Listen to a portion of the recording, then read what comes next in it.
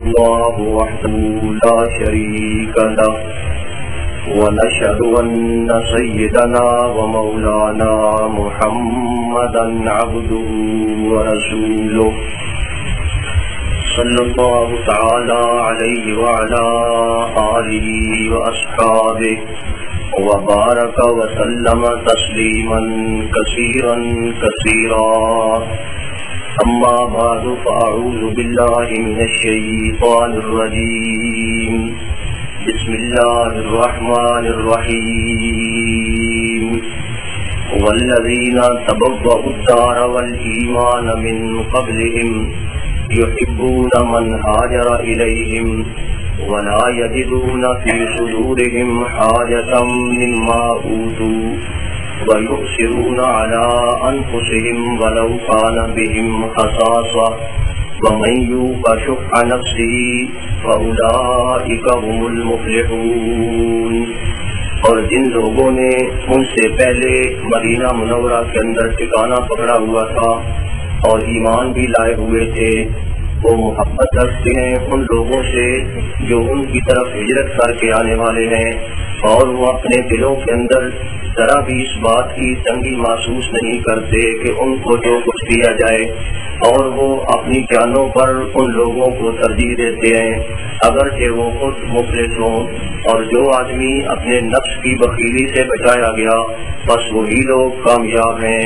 سبحان ربک رب العزت عما یصفون وسلام علی المرسلین والحمد للہ رب العالمین۔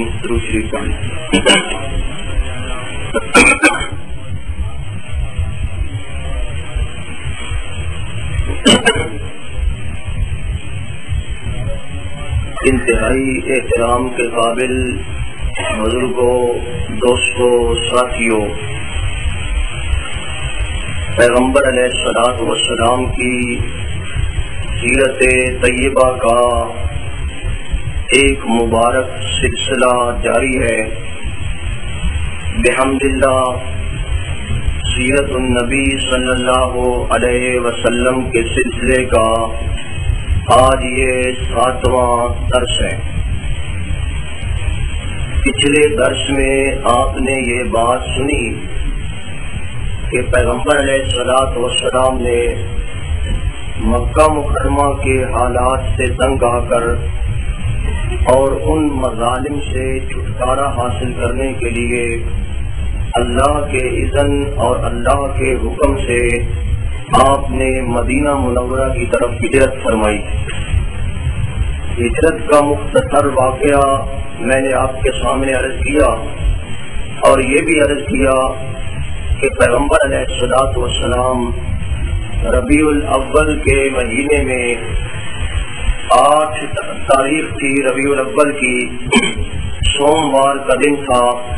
پیغمبر علیہ الصلوۃ والسلام مدینہ منورہ کے ایک ملحق بستی قباء کے اندر آپ کا ورود مسعود ہوا۔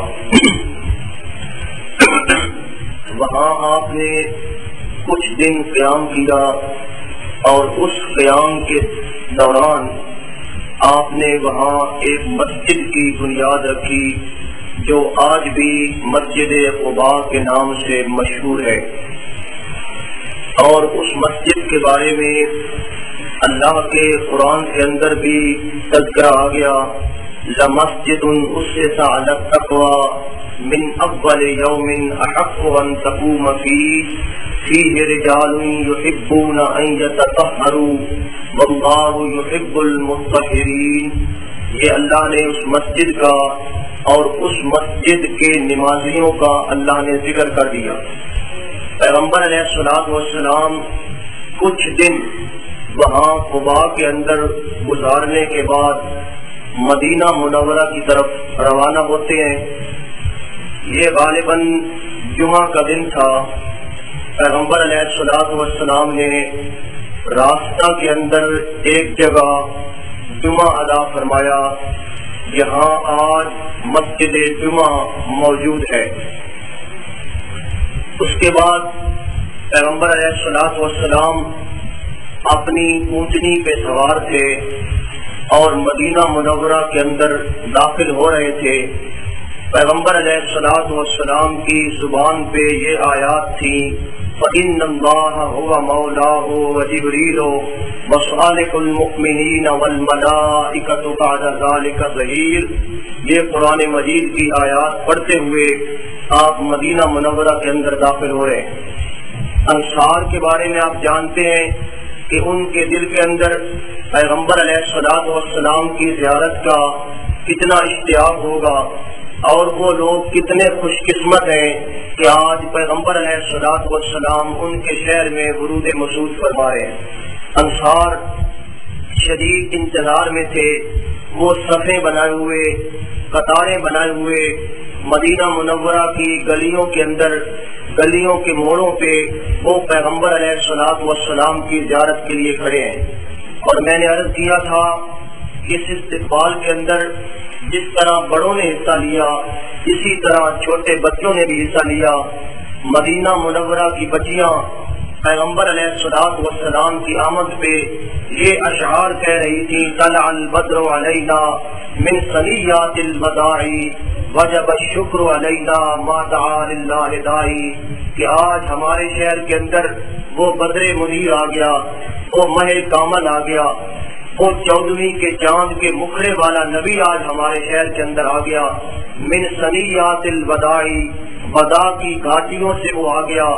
وجب الشکر علینا ما دعا للہ داعی، ہمارے ذمے ایک شکر لازم ہو گیا جب تک کہ دعا کرنے والے دعا کرتے رہیں۔ ایھا المبعوث فینا جئت بالامر المطاع، اے ہماری طرف آنے والے پیغمبر، ہم آپ کو اس بات کا یقین دلاتی ہیں کہ آپ جو حکم بھی کریں گے آپ کے ہر حکم کے سامنے سر تسلیم خم کیا جائے گا۔ یہ تشرفت المدینہ، آپ آ گئے، مدینہ کو شرف مل گیا۔ مدینہ یثرب تھا، ایک عام سا شہر تھا، لیکن آج یہ مدینہ بڑا اونچا ہو گیا، مدینہ منورہ بن گیا۔ مرحبا یا خیر داعی، اے بہترین داعی، ہم آپ کو مرحبا کہتی ہیں۔ یہ بچیاں وہ اشعار کہہ رہی تھیں۔ اور پھر بنو نجار کی بچیاں پیغمبر علیہ الصلوۃ والسلام کے یہ ننھال تھے، یہ بچیاں بھی اپنے محلے کے اندر پیغمبر علیہ الصلوۃ والسلام کا استقبال کر رہی ہیں اور کہتی ہیں نحن جوار من بنی نجاری یا حبذا محمدا من جاری، ہم بنو نجار کی لڑکیاں ہیں، ہمارے لیے بڑی خوشی کا مقام ہے، آج ہماری خوشی کا مقابلہ کوئی بھی نہیں کر سکتا کہ آج امام الانبیاء محمد الرسول اللہ صلی اللہ علیہ وسلم ہمارے پڑوس میں آ گئے۔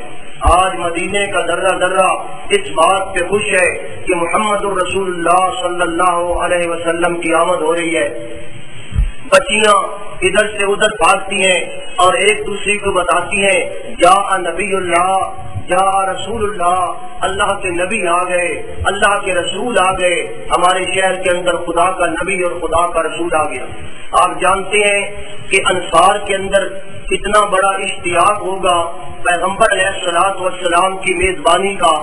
مدینہ منورہ کا ہر آدمی یہ چاہتا ہے کہ آج پیغمبر علیہ الصلوۃ والسلام میرے گھر میں قیام فرمائے، میرے گھر میں اترے، میرے مہمان بنے اور میں پیغمبر علیہ الصلوۃ والسلام کا میزبان بنوں۔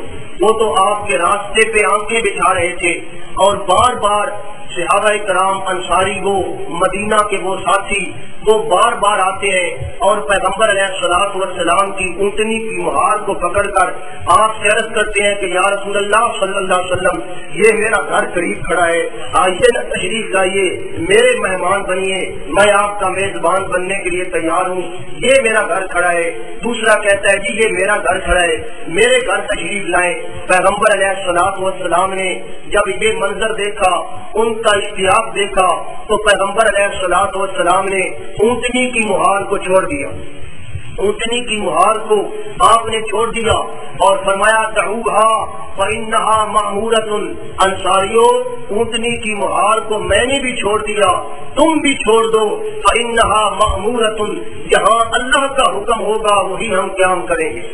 اب اونٹنی پہ نہ پیغمبر علیہ الصلوۃ والسلام کا کوئی کنٹرول، نہ ان انصاریوں کا کوئی کنٹرول، آپ نے اس کی محال کو چھوڑ دیا۔ اونٹنی مدینہ منورہ کی گلیوں کے اندر جا رہی ہے، پیغمبر علیہ الصلوۃ والسلام کو لیے ہوئے گلیوں کے اندر جا رہی ہے۔ صحابہ کرام فرماتے ہیں ہمیں یوں محسوس ہوتا ہے کہ جیسے اس اونٹنی نے وہ ساری گلیاں اور وہ سارے موڑ دیکھے ہوئے ہیں، وہ اس طرح گلیوں سے موڑ کاٹتی ہوئی اس طرح پھرتی پھراتی پیغمبر علیہ الصلوۃ والسلام کی اونٹنی وہاں پہنچ گئی جہاں آج مسجد نبوی موجود ہے۔ وہاں پہنچ گئی اونٹنی، اور وہاں جا کر ایک مربت تھا، ایک کھلی جگہ تھی، وہاں جا کر وہ اونٹنی بیٹھ گئی۔ تھوڑی دیر بیٹھی، پیغمبر علیہ الصلوۃ والسلام اترے نہیں، اور پھر یہ دوبارہ اونٹنی اٹھی اور اٹھ کر ایک چکر کاٹ کر تھوڑے علاقے کا، تھوڑی جگہ کا چکر کاٹ کر پھر یہ اونٹنی وہاں آ کر بیٹھ گئی۔ جب یہ اونٹنی بیٹھ گئی اس کے بعد سامنے گھر تھا، میزبان رسول حضرت ابو ایوب انصاری رضی اللہ تعالیٰ عنہ کا۔ ابو ایوب انصاری کے بعد جاگ پڑے کہ آج امام الانبیاء محمد رسول اللہ صلی اللہ علیہ وسلم اس کے گھر کے سامنے اترتے ہیں۔ وہ فوری طور پہ بات کر آئے، پیغمبر علیہ الصلوۃ والسلام کا وہ سامان جو آپ کے پاس تھا، اونٹنی کا جو کچاوا تھا، وہ فوری طور پر اٹھا کر اپنے گھر میں لے گئے اور کہنے لگے کہ یا رسول اللہ صلی اللہ علیہ وسلم، یہ میرا گھر آپ کے لیے، آپ کی خدمت کے لیے، آپ کی مہمانی کے لیے حاضر ہے۔ پیغمبر علیہ الصلوۃ والسلام کے یہ حضرت ابو ایوب انصاری میزبان بنتے ہیں، اور اسی لیے کہتے ہیں کہ میزبان رسول سیدنا حضرت ابو ایوب انصاری رضی اللہ تعالیٰ عنہ اپنے مکان میں لے جاتے ہیں، اور یہ جس مکان میں لے جاتے ہیں پیغمبر علیہ الصلوۃ والسلام کو، یہ مکان پیغمبر علیہ الصلوۃ والسلام کا گویا کہ اپنا تھا۔ آپ حیران ہوں گے کہ گھر ابو ایوب انصاری گئے اور تو کہتا ہے کہ یہ پیغمبر علیہ الصلوۃ والسلام کا اپنا مکان تھا، اپنا اس انداز میں تھا کہ آج سے کئی سال پہلے، 150 سال پہلے تقریباً، اس مدینہ منورہ کے علاقے سے یمن کا ایک بادشاہ جس کا لقب تھا طبہ شاہ یمن، وہ یہاں سے گزرا۔ وہ جب یہاں سے گزر رہا تھا مدینہ منورہ سے، تو اس کے ساتھ بہت بڑے یہودیوں کے بڑے بڑے علماء بھی اس کے ساتھ تھے۔ وہ بادشاہ علماء کو پاس رکھتے تھے، قدر کرتے تھے۔ تو جب اس سرزمین سے وہ یہودی، وہ تورات کے عالم، وہ انجیل کے عالم جب اس سرزمین سے گزرے، انہوں نے پہچان لیا کہ یہ سرزمین وہی سرزمین ہے جس سرزمین پہ آخری پیغمبر نبی آخر الزمان صلی اللہ علیہ وسلم تشریف لانے والے۔ انہوں نے بادشاہ سے خواہش کا اظہار کیا کہ بادشاہ سلامت، ہمیں اجازت دیں، ہم نے آپ کے ساتھ زندگی گزار دی، ہماری زندگی کے آخری لمحات ہیں، آخری ہماری زندگی کا دور ہے، ہماری یہ خواہش ہے کہ بادشاہ سلامت آپ ہمیں یہاں چھوڑ دیں اور آپ اپنے ملک میں چلے جائیں، ہم آپ کے ساتھ آپ کے ملک میں آنے کے لیے تیار نہیں ہیں۔ بادشاہ بڑا حیران ہوا کہ بادشاہوں کی سنگت چھوڑ کر یہ یہاں پردیش کے اندر رہنا چاہتے ہیں۔ اس نے سوال کیا اور سوال کے جواب میں انہوں نے بتایا کہ نبی آخر الزمان حضرت محمد رسول اللہ صلی اللہ علیہ وسلم وہ یہاں تشریف لائیں گے۔ بادشاہ بڑا متاثر ہوا اور اس نے کہا اگر ایسی بات ہے تو ٹھیک ہے، میں تمہیں اجازت دیتا ہوں۔ اس نے ان یہودیوں کے عالموں کو اجازت بھی دے دی اور ہر ایک عالم کو ایک مکان بھی اپنے خرچے پہ بنوا کر دے دیا، ہر ایک کو مکان دے دیا، جو اس کی ضروریات تھی وہ اس کو دے دی۔ اور پھر اس نے ایک خاص مکان، 2 منزلہ مکان خاص اس نیت سے بنوایا کہ جب وہ نبی آخر الزمان آئیں گے، وہ یہاں پردیسی ہو کر آئیں گے، وہ یہاں مسافر ہو کر آئیں گے، یہ مکان خاص میں ان کے لیے بنوا رہا ہوں تاکہ جب وہ آئیں تو میرے بنے ہوئے مکان کے اندر رہائش پذیر ہو۔ اس نے وہ مکان بنوا دیا اور مکان بنوانے کے بعد اس نے ایک خط لکھا پیغمبر علیہ الصلوۃ والسلام کے نام۔ اس نے ایک خط لکھا چاندی کی تختی پہ، وہ خط لکھا اور اس خط کے اندر کیا لکھتا ہے، شہدت علی احمد انہ رسول من اللہ بارئ النسب، کہ میں گواہی دیتا ہوں کہ حضرت محمد رسول اللہ صلی اللہ علیہ وسلم یہ اللہ تعالیٰ کے رسول ہے۔ یہ آپ کی آمد سے 150 سال پہلے کی بات ہے۔ کہتا ہے میں اس بات کی گواہی دیتا ہوں کہ آپ اللہ کے رسول ہیں، اور کہتا ہے فلو مد عمری الى عمرہ لکنت وزیرا لہ وابن عمی، اگر اگر میری عمر نے وفا کی تو میں آپ کا نوکر اور آپ کا خادم بننے کے اندر میں فخر محسوس کروں گا. وجاہدت بالسیف اعداءہ وفرجت عن صدرہ کل ہمی, اور میں پیغمبر علیہ الصلوۃ والسلام کے ساتھ مل کر دشمنوں کا مقابلہ کروں گا اور آپ کے اندر تو آپ کے اوپر آنے والے ہر غم کو میں دور کرنے کی کوشش کروں گا, یعنی آپ کا ممد اور معاون بنوں گا. یہ اشعار اس نے لکھے اور یہ خط لکھا اور اس پہ مہر لگائی, اور وہ مہر اور وہ خط مہر شدہ ایک عالم کے سپرد کر دیا, اور اس عالم کو کہا کہ تو اس مکان کے اندر رہائش پذیر ہو جا. یہ مکان میں نے ان کے لیے بنوایا ہے, جب وہ آئے نا تو یہ مکان میری طرف سے ان کو ہدیے میں پیش کر دینا اور میرا یہ رقعہ بھی دے دینا. ابو ایوب انصاری اس یہودی عالم کی اولاد میں سے تھے, رقعہ ان کے پاس موجود تھا. آج دیکھیے قدرت نے کیسا عجیب فیصلہ فرما دیا کہ آج پیغمبر علیہ الصلوۃ والسلام اسی مکان کے اندر تشریف لا رہے ہیں اور آپ وہاں قیام کر رہے ہیں. کہتے ہیں کہ حضرت ابو ایوب انصاری رضی اللہ تعالی عنہ نے پیغمبر علیہ الصلوۃ والسلام کو وہ رقعہ بھی دے دیا کہ یا رسول اللہ صلی اللہ علیہ وسلم, یہ جس گھر کے اندر آپ تشریف لائے ہیں نا, یہ میرا گھر نہیں, یہ تو آپ کا احسان ہے کہ میرے باپ دادا آج تک اس گھر کے اندر رہتے رہے, یہ گھر تو بنایا ہی آپ کے لیے گیا. حضرت ابو ایوب انصاری کا گھر وہ پیغمبر علیہ الصلوۃ والسلام کا مسکن بنا, آپ کی رہائش گاہ بنا. آج تو وہ گھر نہیں ہے, آج سے 15-16 سال پہلے ہم نے حضرت ابو ایوب انصاری رضی اللہ تعالیٰ عنہ کا وہ گھر دیکھا. اب تو وہ جگہ مسجد نبوی کے اندر شامل ہو چکی ہے. تو حضرت ابو ایوب انصاری پیغمبر علیہ الصلوۃ والسلام کا انتہائی احترام کرتے ہیں, کوئی دقیقہ فروغ گزارش نہیں کرتے, آپ کی خدمت کرتے ہیں, زبردست خدمت کرتے ہیں. اس مکان کی 2 منزلیں تھیں. حضرت ابو ایوب انصاری نے عرض کیا کہ یا رسول اللہ صلی اللہ علیہ وسلم 2 منزلیں ہیں, میرا خیال یہ ہے کہ آپ اوپر والی منزل میں رہائش پذیر ہو جائیں, میرے بال بچے نیچے رہیں گے, آپ اوپر رہیں. پیغمبر علیہ الصلوۃ والسلام نے فرمایا اوپر آنے جانے میں ملنے ملانے والوں کو تکلیف ہوگی, اس لیے میں نیچے کے حصے میں رہوں گا. حضرت ابو ایوب انصاری ان بیچاروں کا دل دھک دھک کرنے لگا کہ پیغمبر علیہ الصلوۃ والسلام نیچے والے حصے میں رہیں اور ابو ایوب انصاری اوپر والے حصے میں رہے. پیغمبر علیہ الصلوۃ والسلام نے حکم ارشاد فرمایا کہ نہیں, مجھے نیچے ہی رہنا ہے اور اوپر والی منزل پہ تیرے بال بچے رہیں گے. اور حالت یہ ہے کہ ابو ایوب انصاری جب پیغمبر علیہ الصلوۃ والسلام رات کے وقت مکان کے اندر آرام فرما رہے ہوتے ہیں, ابو ایوب انصاری رات کے وقت آتے ہیں, اٹھتے ہیں, ان کی بیوی اٹھتی ہے تو یہ اپنے چھت پہ کھلم کھلا نہیں چلتے بلکہ دیواروں کے ساتھ ساتھ لگ کر چلتے ہیں کہ کہیں ایسا نہ ہو کہ پیغمبر علیہ الصلوۃ والسلام نیچے ہوں اور ہم اوپر چل رہے ہوں, پیغمبر کی بے ادبی نہ ہو جائے. اوپر سے مٹی گر کر پیغمبر علیہ الصلوۃ والسلام کے کپڑوں کو خراب نہ کر دے. یہ بیچارے اس طرح بڑے ادب کے ساتھ, بڑے احترام کے ساتھ اپنے اس مکان کے بالا خانے کے اندر رہتے ہیں, دیواروں کے ساتھ ساتھ چلتے ہیں. حتیٰ کہ حدیث پاک کے اندر ایک واقعہ آتا ہے, ایک دفعہ حضرت ابو ایوب انصاری رضی اللہ تعالی عنہ کا گھڑا ٹوٹ گیا. گھڑا ان کا اوپر والی منزل میں تھا, وہ ان کا گھڑا ٹوٹ گیا یا بہ گیا. انہیں یہ فکر دامنگیر ہو گئی, سردیوں کا موسم تھا, سردیوں کی راتیں تھی. مدینہ منورہ کے اندر سردی بڑی زبردست ہوتی ہے, یہ سارے گرم لباس مدینہ منورہ سے ہم نے خریدے. مکہ کے اندر سردی نہیں ہوتی, مدینہ میں دونوں موسم آتے ہیں. تو سردی کا موسم تھا, رات کے وقت ان کا گھڑا, وہ پانی والا گھڑا ٹوٹ گیا اور اس کا پانی بہنے لگا. حضرت ابو ایوب انصاری کو اس بات کی فکر ہو گئی کہ کہیں یہ پانی بہ کر چھت سے نیچے بہ کر پیغمبر علیہ الصلوۃ والسلام کے کپڑوں کو خراب نہ کر دے. انہوں نے اپنی ساری رضائیاں لے کر, جو کوئی کپڑا ان کے پاس تھا, جو کھیت جو ان کے پاس تھے رضائیاں, انہوں نے وہ سارا پانی رات کے وقت چوس لیا کہ پیغمبر علیہ الصلوۃ والسلام کی بے ادبی اور بے احترامی ہو جائے. اتنا بڑا احترام کیا.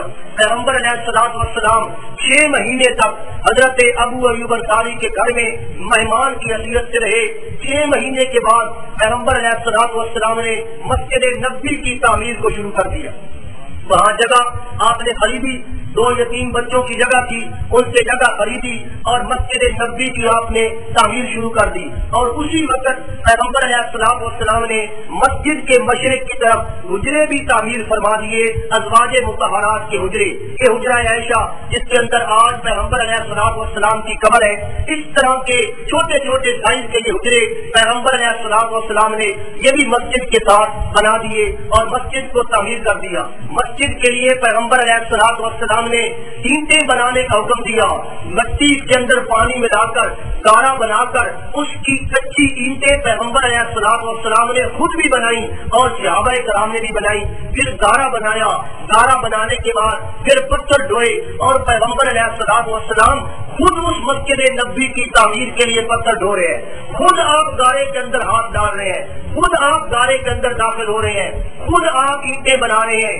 हदीस के अंदर आता है कि पैगंबर अलैहिस्सलाम जब कोई पत्थर भारी उठाते थे तो वो भारी पत्थर उठता नहीं था। पैगंबर अलैहिस्सलाम उस पत्थर को अपने पेट के साथ लगा लेते थे और पेट के सहारे उठाकर पैगंबर अलैहिस्सलाम मस्जिद की तामीर में हिस्सा ले रहे थे।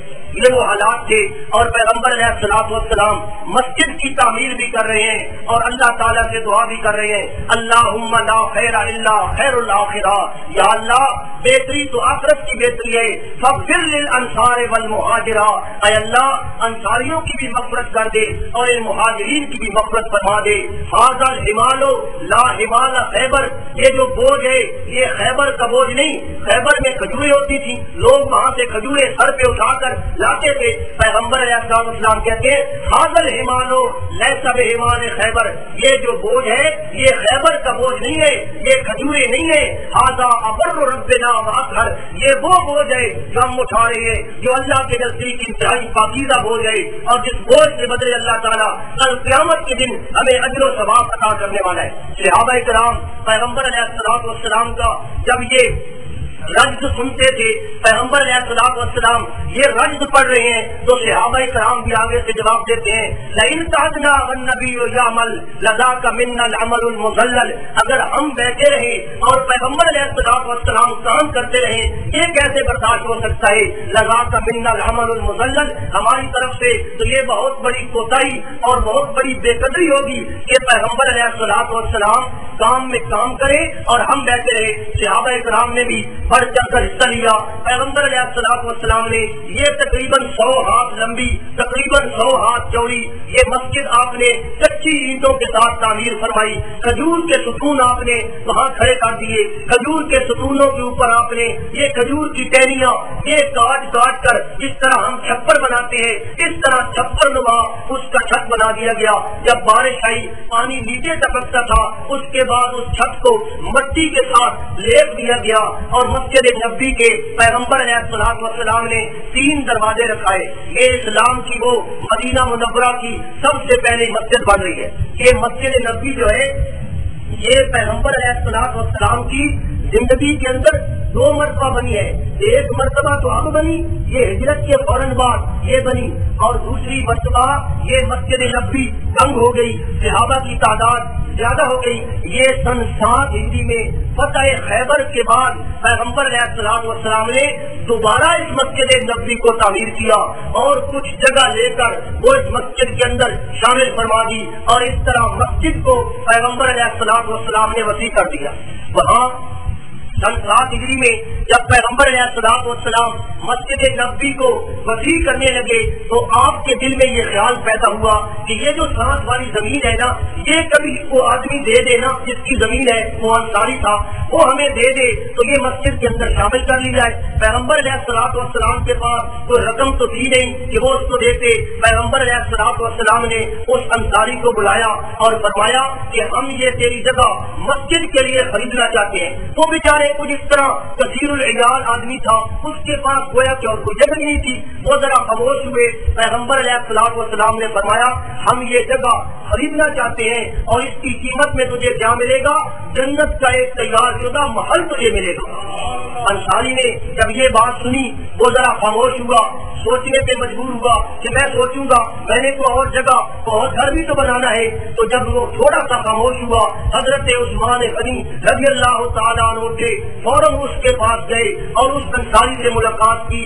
10,000 درہم دے کر حضرت عثمان غنی نے وہ ٹکڑا زمین کا اس انصاری سے خرید لیا اور پیغمبر علیہ الصلوۃ والسلام کی خدمت میں حاضر ہو گئے کہ یا رسول اللہ صلی اللہ علیہ وسلم وہ جگہ جو آپ آپ لینا چاہتے ہیں نا, جنت کے محل کے بدلے میں آپ وہ جگہ خریدنا چاہتے ہیں, میں عثمان وہ جگہ جنت کے محل کے بدلے میں دینے کے لیے تیار ہوں. حضرت عثمان نے وہ جگہ مسجد نبوی کی وسعت کے لیے دے دی. اسی لیے تو وہ وفات کے وقت, شہادت کے وقت فرماتے ہیں بلوائیوں سے کہ مسجد کی جگہ کون خریدنے والا تھا, مسجد کی وسعت کے لیے جگہ کس نے خریدی؟ تو یہ حضرت عثمان رضی اللہ تعالیٰ عنہ کا کارنامہ ہے کہ انہوں نے مسجد نبوی کی وسعت کے لیے جگہ بھی دے دی اور اپنے لیے جنت میں تیار شدہ محل بھی حاصل کر لی.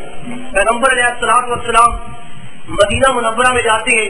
آپ جانتے ہیں یہ مہاجرین جو وہاں سے لوٹے ہوئے آئے, بے سر و سامانی کی حالت میں آئے, جو اپنا وطن چھوڑ آئے, جو اپنا گھر چھوڑ آئے, جو اپنا مال و متاع چھوڑ آئے, جو اپنے رشتہ داروں کو چھوڑ آئے, ان کو مدینہ منورہ کے اندر بتانا ہے. یہ بہت بڑا مسئلہ ہے کہ یہ کیسے یہاں فٹ ہوتے ہیں, ان کو یہاں سیٹ کرنا ہے. تو پیغمبر علیہ الصلوۃ والسلام نے یہ طریقہ اپنایا, ایک ایک انصاری کو بلایا, ایک ایک انصاری کو ادھر سے آپ نے ایک ایک مہاجر کو بلایا اور فرمایا ان دونوں کو بٹھا کر ان کا سلام دلا دیا. فرمایا کہ آج سے تم دونوں بھائی بن گئے ہو. اخوت کا نظام قائم کر دیا, یہ تیرا بھائی بن گیا, یہ تیرا بھائی بن گیا. اس طرح آپ نے اخوت کا ایک نظام قائم کر دیا اور یہاں تک فرما دیا کہ جس طرح سگے بھائی ہوتے ہیں نا, اس طرح تمہارا سلوک ہوگا. اور انصار نے بھی اس چیز کو کوئی برا نہیں منایا, انصار نے بڑی خوشی کا اظہار کیا. حضرت عبدالرحمان ابن عوف رضی اللہ تعالیٰ عنہ مہاجر تھے, یہ بھائی بنتے ہیں حضرت سعد ابن ربیع کے جو انصاری تھے. تو جب ان دونوں کو بھائی بنا دیا گیا, سعد ابن ربیع نے کہا کہ عبدالرحمان ابن عوف آج سے تو میرا بھائی بن گیا. اور بھائی بنانے والے کون ہیں؟ محمد رسول اللہ صلی اللہ علیہ وسلم. دیکھ لے پورے مدینہ منورہ کے اندر میں سب سے زیادہ مالدار ہوں, میرے پاس سب سے زیادہ مال موجود ہے. آجا میرے بھائی, میرے گھر میں آجا, میرے گھر میں جتنی دولت ہے, میرے جتنے مکانات ہیں, آجا, آدھا مال تو لے لے اور آدھا مال میں لے لیتا ہوں. آدھا مال تیرا ہے اور آدھا مال میرا ہے. میں تجھے یہ مال دینے کے لیے تیار ہوں, میرے ساتھ تقسیم کر. اور فرماتے ہیں عبدالرحمان میری 2 بیویاں موجود ہیں, دونوں بیویاں جوان ہیں, اگر تو چاہے ان بیویوں کو تو دیکھ بھی سکتا ہے. جو بیوی تجھے پسند آئے مجھے حکم کر, میں طلاق دے کر عزت گزارنے کے بعد اس بیوی کا نکاح تیرے ساتھ کرنے کے لیے تیار ہوں. حضرت عبدالرحمان ابن عوف نے عرض کیا, فرمایا اللہ آپ کے مال میں برکت پیدا فرما دے. میں نہ آپ سے مال چاہتا ہوں, نہ میں آپ سے آپ کی بیوی کا مطالبہ کرتا ہوں. مجھے میرے اوپر آپ یہ مہربانی فرمائیں کہ مجھے بازار کا رستہ بتا دیں, بازار کا رستہ بتا دے. تو انہیں بنو قینقاع کا بازار بتا دیا گیا.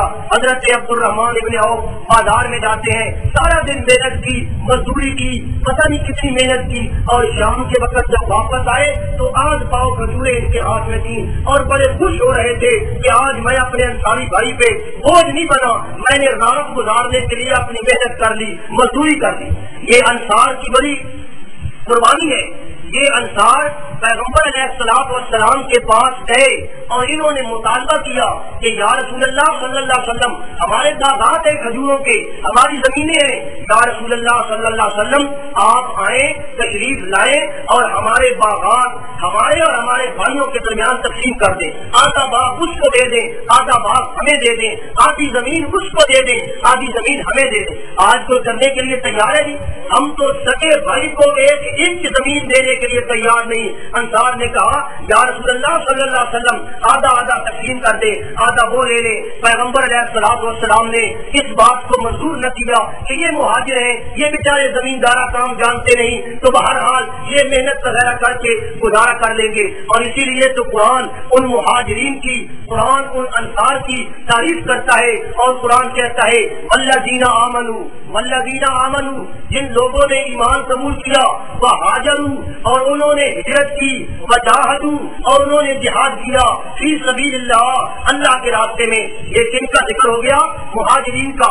آمنوا ایمان لائے, وہاجروا ہجرت فرمائی, وجاہدوا فی سبیل اللہ اللہ کے راستے میں جہاد کیا. اور آگے فرمایا والذین آووا ونصروا اور جن لوگوں نے ٹھکانہ پکڑ لیا، ٹھکانہ دیا اور ان کی مدد فرمائی، یہ کون ہو گئے؟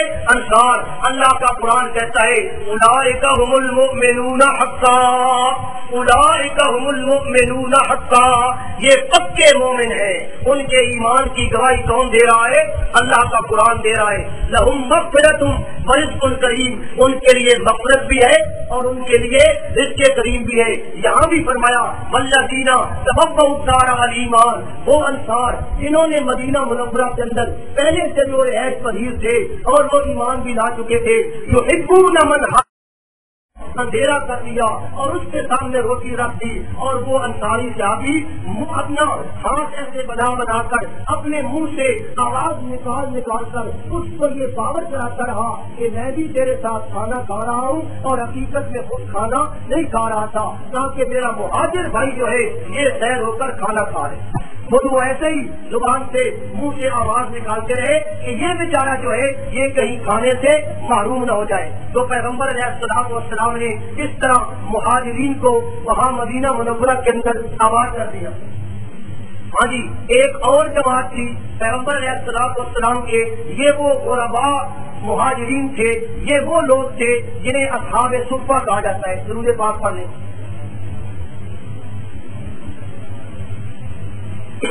اصحاب صفہ یہ وہ نادار لوگ ہیں، یہ وہ غریب لوگ ہیں، یہ وہ متوکلین لوگ ہیں، یہ وہ صابرین لوگ ہیں جنہوں نے کوئی کاروبار نہیں اپنایا، جنہوں نے کوئی کام نہیں کیا، بلکہ یہ مسجد نبوی کے ایک چبوترے کے اندر صبح و شام پڑے رہتے تھے، اور پڑے اس لیے رہتے تھے پیغمبر علیہ الصلوۃ والسلام کے دیدار کے لیے، آپ کی زیارت کے لیے، اور آپ سے وہ حکمت کی باتیں جمع کرنے کے لیے۔ یہ اصحاب صفہ، یہ چبوترے والے 70 صحابہ تھے تقریباً، یہ وہاں پڑے رہتے ہیں، جن کے جسم پہ صرف ایک کپڑا ہوتا تھا۔ حدیث پاک میں آتا ہے صرف ایک کپڑا، قد ربطوا ناقہم، اپنی گردنوں سے وہ کپڑا باندھ لیتے تھے، دونوں کپڑے بھی ان کو میسر نہیں ہوتے تھے، ان کو کھانا 2 دن تک، 3 دن تک نہیں ملتا تھا، مل گیا کھا لیا، نہ ملا پیغمبر کے رخ انور کو دیکھ کر گزارا کر لیا، آپ کی حدیثوں کو سن کر گزارا کر لیا۔ اور ان کے اندر ابو ہریرہ بھی تھے جو فرماتے ہیں کہ کئی دفعہ یہ ہوتا تھا کہ مسجد نبوی کے اندر جب جماعت کھڑی ہوتی تھی میں بے ہوش ہو کر گر جاتا تھا۔ لوگ سمجھتے تھے ابو ہریرہ کو دورہ ہوتا ہے، ابو ہریرہ کو جن ہوتا ہے۔ فرماتے ہیں واللہ ما بی من جنون، اللہ کی قسم کوئی جنون نہیں تھا، کوئی پاگل پن نہیں تھا، کوئی مرگی نہیں تھی، کوئی جن نہیں تھا۔ واللہ ما بی الا الجوع، اللہ کی قسم یہ ساری وجہ بھوکے ہونے کی وجہ سے تھی۔ یہ رج کھا کر گر رہے ہیں اصحاب صفہ، یہ متوکلین صحابہ، یہ اصحاب توکل، یہ اصحاب تبتل، اور انہی کے بارے میں غالباً پیغمبر علیہ الصلوۃ والسلام نے فرمایا رب اشعث اکبر لو اقسم علی اللہ لابرہ اللہ، کہ کئی بندے ایسے ہوتے ہیں ان کے بال بڑے بکھرے ہوئے ہوتی ہے، ان کے کپڑے بڑے میلے ہوتے ہیں، ان کے چہرے پہ بڑا غبار اور بڑی دھول پڑی ہوتی ہے، لیکن وہ اللہ کو اتنا پیارا ہوتا ہے لو اقسم علی اللہ، اگر وہ اللہ پر قسم دے دے اللہ اس کی لاج رکھتے ہوئے اس کی قسم کو پورا کر دیتے۔ یہ وہ صحابہ کرام تھے جنہوں نے وہاں صفہ کے چبوترے پہ گزارا کیا۔ پیغمبر علیہ الصلوۃ والسلام کے یہ حکمت کے موتی انہوں نے جمع کیے۔ باقی صحابہ تو چلے جاتے ہیں، بازار میں چلے گئے، انصار کھیتوں میں چلے گئے، یہ لوگ وہاں بیٹھ کر پیغمبر علیہ الصلوۃ والسلام سے تعلیمات حاصل کرتے ہیں، آپ سے احادیث کو جمع کرتے ہیں، اور اسی لیے حضرت ابو ہریرہ جو ہے وہ سب سے زیادہ حدیثیں بیان کرتے ہیں، اسی لیے وہ وہاں پڑے رہتے تھے۔ پیغمبر علیہ الصلوۃ والسلام کو مدینہ منورہ جانے کے بعد ایک اور قوم سے بھی سابقہ پڑا۔ یہ قوم ہے یہودیوں کی قوم۔ آپ جانتے ہیں یہ بہت بڑی ملعون قوم ہے، بہت بڑے دھوکے باز، بہت بڑے فرادی، بہت بڑے خائن یہ یہودی تھے۔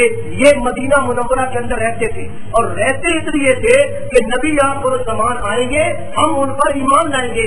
لیکن جب نبی آخر الزمان آ گئے، انہوں نے پہچان لیا، یہ ضد میں آ کر ماننے کے لیے تیار ہو۔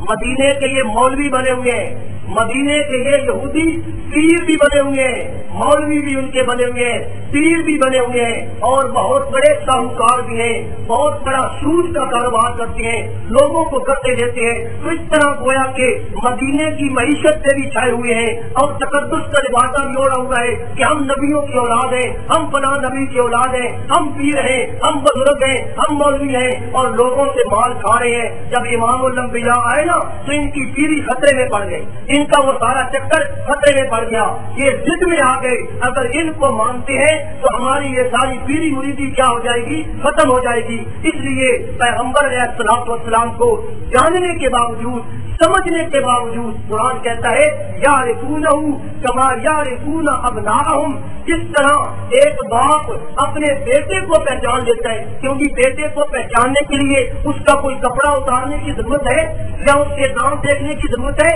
یا کوئی نشانی دیکھنے کی ضرورت ہے۔ اللہ کا قرآن کہتا ہے کس طرح ایک نظر دیکھنے سے آدمی اپنے بیٹے کو پہچان لیتا ہے۔ یہودیوں نے جب پہلی نظر میں امام الانبیاء صلی اللہ علیہ وسلم کو دیکھا وہ پہچان گئے، لیکن مانا اس لیے نہیں، ضد کی وجہ سے، عناد کی وجہ سے کہ ہمارا سارا تقدس جو ہے یہ ختم ہو جائے گا۔ انہی میں سے حضرت عبداللہ ابن سلام بھی تھے جنہیں اللہ تعالیٰ نے اسلام کی توفیق عطا فرما دی۔ یہودیوں کے بہت بڑے عالم تھے، عبر الامہ تھے، ان کی امت کے بہت بڑے عبر تھے، اخبار میں سے تھے عبداللہ ابن سلام۔ یہ آئے پیغمبر علیہ الصلوۃ والسلام کو دیکھا اور دیکھتے ہی فرماتے ہیں جب میں نے پہلی نظر آپ کو دیکھا نا میرے دل نے فیصلہ کر دیا ان هذا الوجہ لیس بوجہ کاذب، کہ یہ چہرہ کسی جھوٹے کا چہرہ ہو سکتا نہیں۔ فرماتے ہیں میں نے سوالات کیے اپنی تسلی کے لیے، پیغمبر علیہ الصلوۃ والسلام نے ان سوالات کا میں نے پیغمبر علیہ الصلوۃ والسلام سے ایمان لایا۔ ابھی جو میرے مرید تھے، جو میرے پیروکار تھے، وہ پیچھے آ رہے تھے، میں پہلے پہنچ گیا اور پیغمبر علیہ الصلوۃ والسلام پر ایمان لایا۔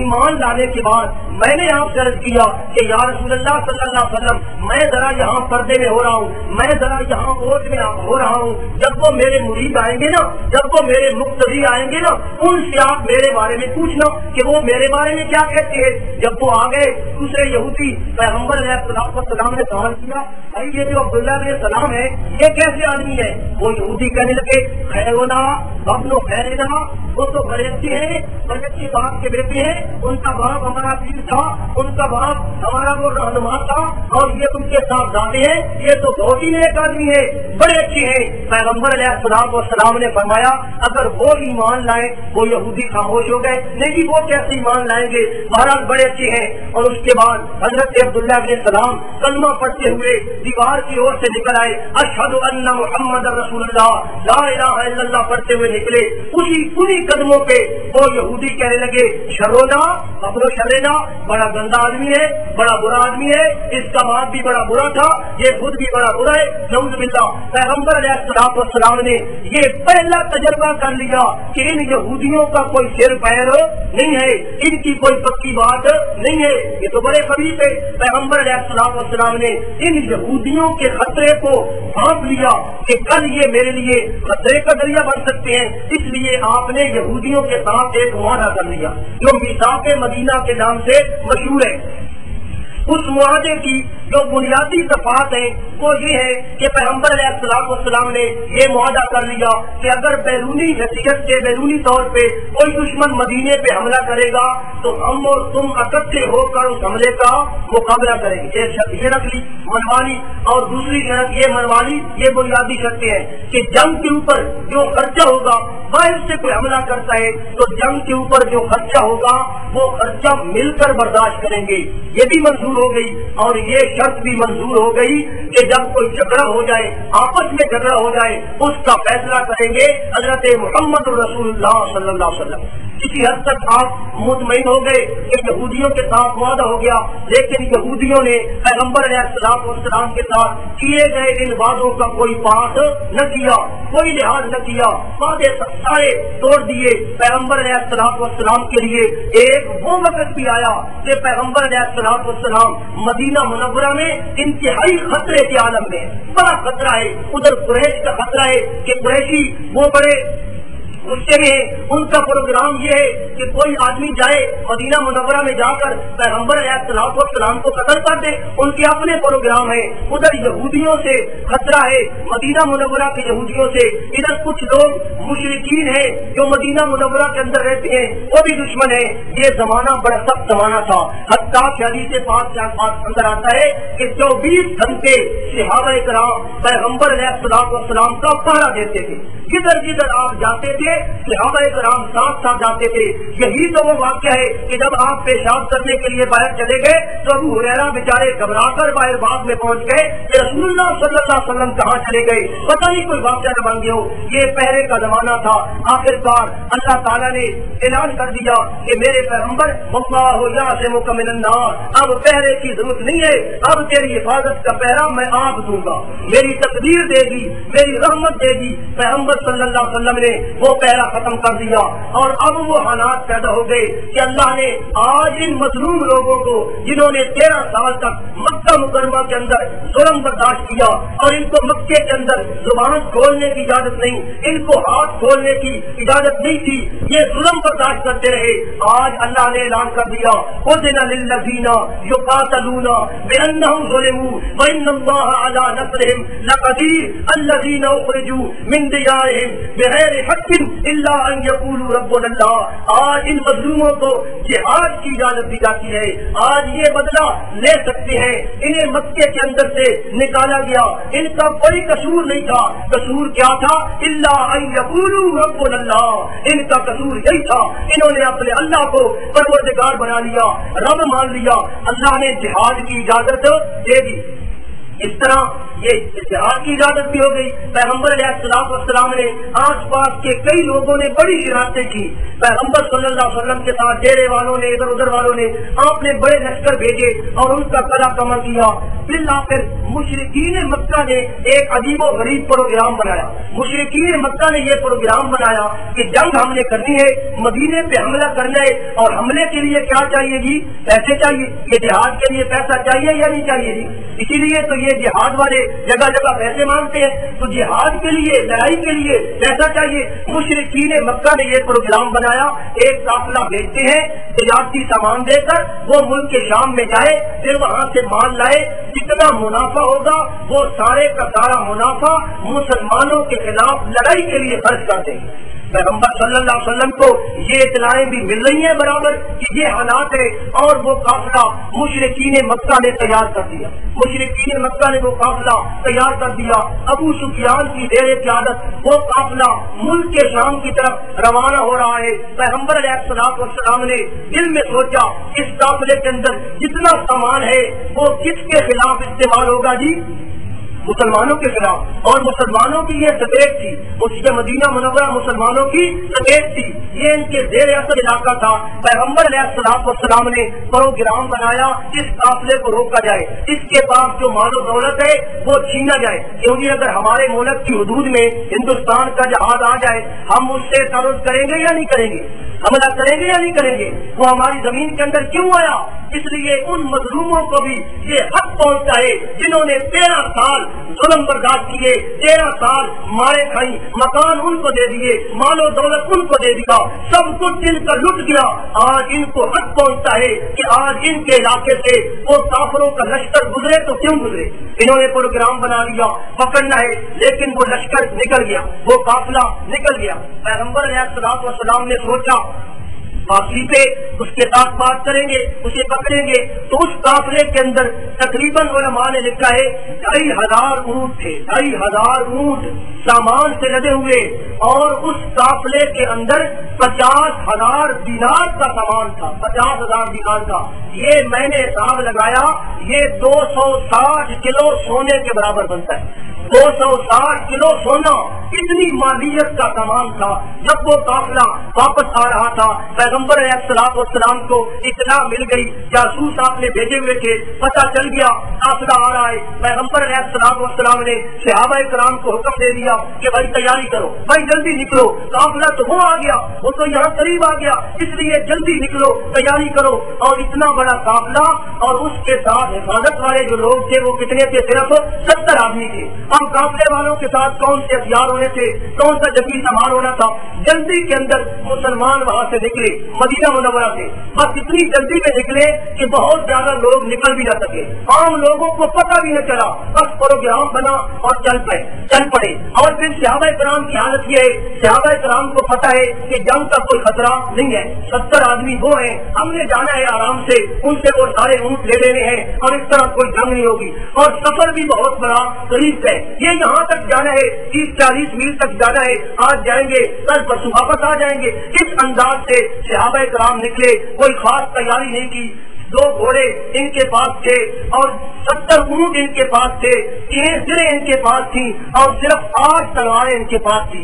313 آدمی پیغمبر علیہ السلام کے کہنے پہ یہ نکلتے ہیں. اسی لیے تو علامہ اقبال کہتا ہے نا کہ 2 گھوڑے 6 سریں 8 شمشیریں بدل میں آئے تھے یہ لوگ دنیا کی تقدیریں. تو اس طرح یہ 2 گھوڑے لے کر, یہ تھوڑا سا سامان لے کر یہ قافلہ پیغمبر علیہ السلام کی میت میں صدر کی طرف نکل پڑتا ہے. جب یہ لوگ گئے, ابو سفیان کو بھی پتہ چل گیا, وہ بھی بڑا ہوشیار تھا, اس نے بھی سارا نظام رکھا ہوا تھا.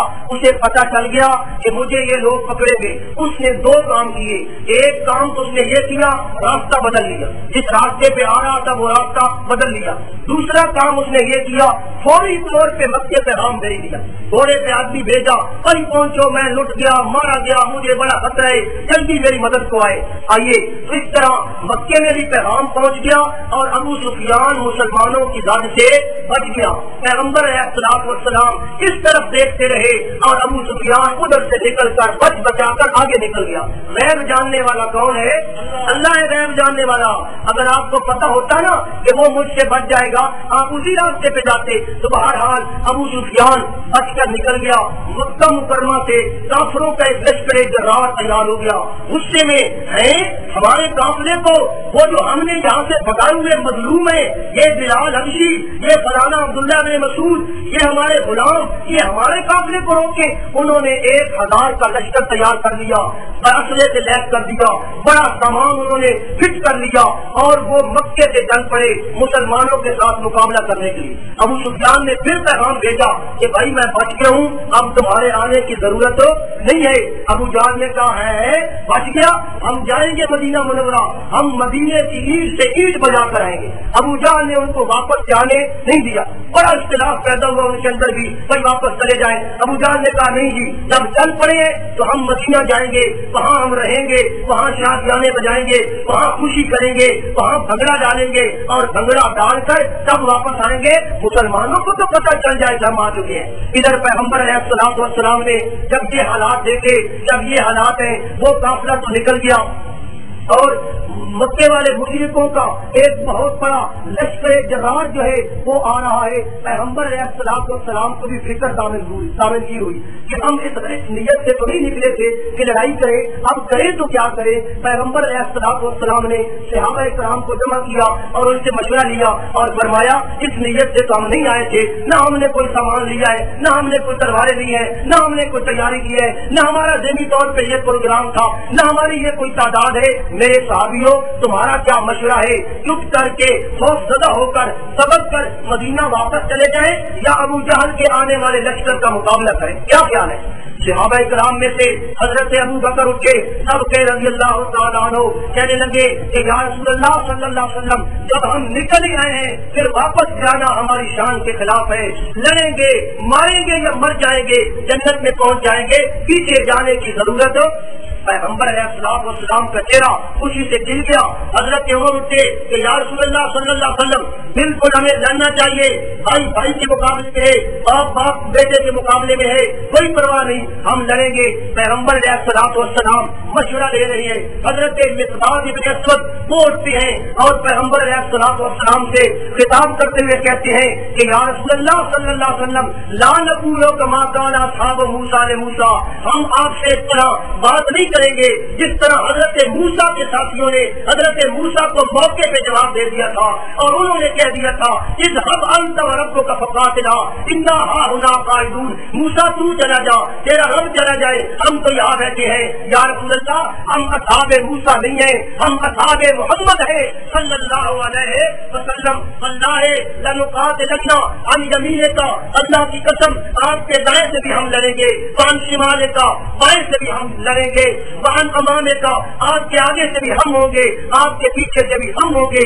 या रसूल अल्लाह सल्लल्लाहु अलैहि वसल्लम, कदम बढ़ाइए, हम तुम्हारे साथ है, अल्लाह की मदद आपके साथ है, जो आप हुक्म दे करने के लिए तैयार है। ये सारे कौन बोले जी? मुहाजिरीन बोले। ये बातें हो गई।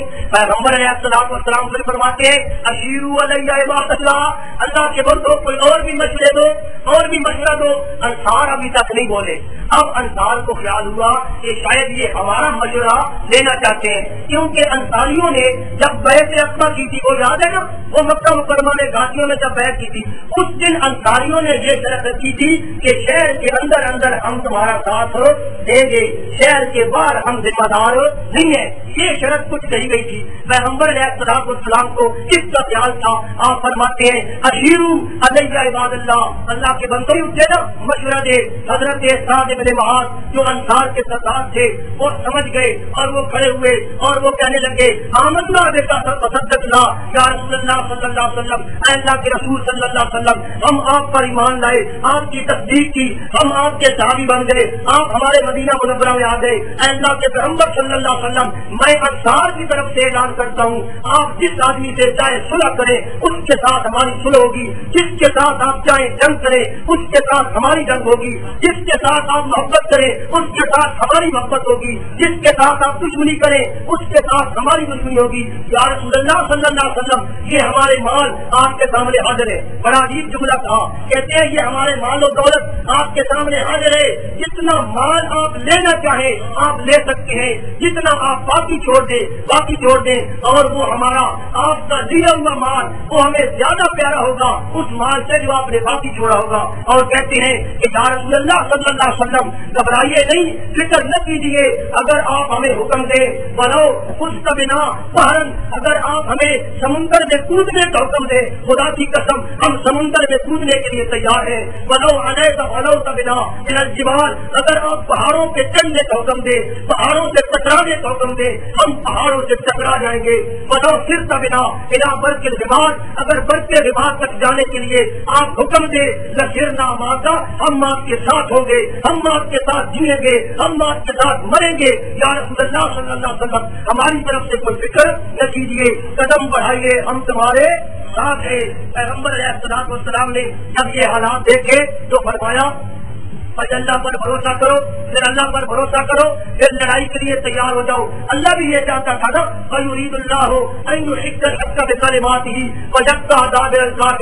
आखिर वो दिन भी आ गया कि दोनों लश्कर आमने सामने आ गए। मुसलमानों की बेसरो सामानी आप जानते हैं, 3 दिन से ये मुसलमान बेचारे भूखे हैं, प्यासे हैं, पानी का इंतजाम नहीं है, सामान हक जंग का सामान इनके पास नहीं है। जगह जो मुसलमानों को वहाँ बदर में मिली वो रेतली जगह और बड़ी अपना नामुनासिब जगह मिली, जो जिहाद के लिए जंग के लिए नामुनासिब थी। पैगंबर अलैहिस्सलाम ने इन 313 जिनके वजूद पे खुदा की कसम पूरा कपड़ा भी नहीं था, जो पाँव से नंगे थे, जिनके सर पे भी कपड़ा नहीं था, जिनके हाथ में कोई तलवार नहीं थी, खजूरों की टहनियां जंगल से काट कर लाए, वो हाथों में लेकर खड़े हो गए कि हमारे पास अगर दुनिया का सामान नहीं है, लेकिन हमारे दिल में इश्क़ मोहम्मद है और खुदा पर जो ईमान है वो हमारा सबसे बड़ा असला है। उस असले को लेकर ये मैदान में खड़े हो गए। सारी रात पैगंबर अलैहिस्सलाम अली के बदर के अंदर एक छप्पर बनाया गया आपके लिए। उस छप्पर के अंदर पैगंबर अलैहिस्सलाम सारी रात खुदा के सामने बैठकर अत्ताहियात की शक्ल में बैठते हैं और आपने अपनी चादर यूं इस तरह अपने ऊपर की हुई है और इस तरह आप हाथ उठाकर दुआ मांगते रहे। हजरत सिद्दीक़ अकबर रज़ियल्लाहु ताला अन्हु आपका पहरा दे रहे हैं और पैगंबर अलैहिस्सलाम अपनी जगह खुदा से दुआ मांग रहे हैं। मुसलमान अपनी जगह खुदा से दुआ मांग रहे हैं। दुआ किससे मांग रहे हैं जी? इस्तगीसूना रब्बकुम, जब तुम इस्तिगासा कर रहे थे, जब तुम फरियाद कर रहे थे, उस मुश्किल वक्त में सहाबा ने किसको पुकारा? اللہ کے پیغمبر بھی رو رو کر دعا مانگتے ہیں، اللہم انہم عفات، کہ یا اللہ یہ میرے صحابی یہ 313 موتی میں نے تیار کیے، میں نے مکے کے اندر محنت کی، یا اللہ یہ موتی میں نے تیار کیے، آج یہ موتی تیری توحید کے لیے تیری عظمت کے لیے میں نے میدان میں کھڑے کر دیے، یا اللہ یہ پاؤں سے ننگے ہیں، ان کے پاس سواری نہیں، ان کو سواری عطا فرما دے، وعوراتم، یا اللہ ان کے جسم سے کپڑا نہیں ہے، فاکسوہم، ان کو کپڑے عطا فرما دے، وضیام، یا اللہ یہ بھوکے ہیں ان کو کھانا عطا فرما دے، وعالتم فاضل من فضلک، اے اللہ یہ بڑے غریب اور مفلس ہیں، ان کو یا اللہ اپنے فضل سے غنی کر دے۔ اللہ کا پیغمبر فرماتا ہے اللہم انجزلی ما وعدتنی، اے اللہ جو تو نے میرے ساتھ وعدہ کیا ہے آج اس وعدے کے پورے کرنے کا وقت آ گیا ہے، اے اللہ اپنا وعدہ پورا کر دے۔ اللہم ہذہ قریش، یا اللہ یہ قریشی آ گئے کل اکبرت قیرایا وفقرہا، یہ اپنے تکبر کے ساتھ اپنے فخر کے ساتھ آ گئے، اللہم لا تفلتن ابا جہل، اے اللہ ابو جہل بچنے نہ پائے، اے اللہ سمائے بن اسود بچنے نہ پائے۔ پیغمبر علیہ الصلوۃ والسلام خدا سے دعا مانگ رہے ہیں، بار بار آپ کی چادر نیچے گر جاتی ہے، حضرت صدیق اکبر وہ چادر اوپر رکھتی ہے، حتیٰ کہ پیغمبر علیہ السلام نے اللہ کو یہ جملہ کہہ دیا اللہم ان تہلک ہذہ العصابہ ولن تعبد فی الارض ابدا، اے اللہ اگر آج یہ مٹھی بھر جماعت ختم ہوتی ہے دنیا میں تیرا نام لینے والا کوئی نہیں رہے گا، تیری عبادت کرنے والا کوئی نہیں رہے گا۔ صدیق اکبر کی چیخ نکل گئی، پیغمبر علیہ السلام سے کہنے لگے یا رسول اللہ صلی اللہ علیہ وسلم حسبک الان، اب بس کیجیے نا، تو قد الحقت، اس سے زیادہ آپ نے اللہ کو اور کیا کہنا ہے، اس سے زیادہ کیا کہنا ہے، اب بس کیجیے۔ پیغمبر علیہ السلام نے دعا سے بس کی اور صدیق اکبر کی طرف چہرہ کر کے فرمایا اب یا ابا بکر، ابو بکر تجھے خوشخبری ہو، میں تجھے خوشخبری دیتا ہوں، عطا کا نصر اللہ، اللہ کی مدد آ گئی۔ ھذا جبریل اخذ بعنان فرسہ، میں نے دیکھا جبریل اپنے گھوڑے پہ سوار ہو کر آ گیا، جبریل کے اوپر وہ سامان عرب اس کے اوپر ہے، وہ میدان میں آ گیا۔ خدا کا قرآن کہتا ہے انی ممدکم بألف من الملائکۃ مردفین، میں فرشتوں سے تمہاری مدد کروں گا۔ یہ فرشتوں سے مدد کرنا مدد کا ایک سورس ہے، مدد کا ایک ذریعہ ہے، حقیقت میں مدد کرنے والا کون ہے؟ اللہ کا قرآن کہتا ہے وما جعلہ اللہ الا بشرا، یہ فرشتوں کا آنا تمہاری تسلی کے لیے، ولتطمئن به قلوبکم، تاکہ تمہارے دل مطمئن ہو جائے، ومن نصر الا من عند اللہ، مدد کس کی طرف سے ہے؟ اللہ کی طرف سے۔ وانزل جنودا لم تروها، اللہ نے وہ لشکر اتار دیے جن کو تم دیکھ نہیں سکتے، فرشتے اتار دیے، فرشتے آ گئے، اللہ نے فرشتوں کو حکم دیا فاضربوا فوق الاعناق فاضربوا منهم كل بنان، مارو ان مشرکوں کی گردوں کو، مارو ان مشرکوں کے پور کو جدا کر دو۔ پیغمبر علیہ السلام صبح کے وقت جب علی سے مدد سے نکلتے ہیں، صحابہ بیچارے حیران ہیں، پتہ نہیں کیا ہونے والا آج ہمارے ساتھ۔ اللہ کا پیغمبر کہتا ہے سیہزم الجمع ویولون الدبر، آج یہ لشکر بھاگ جائے گا، آج یہ پیٹ لے جائیں گے۔ رات کے وقت اللہ نے بارش بھی نازل فرما دی، اور بارش کا نازل ہونا گویا کہ جنگ کا نقشہ بدل گیا۔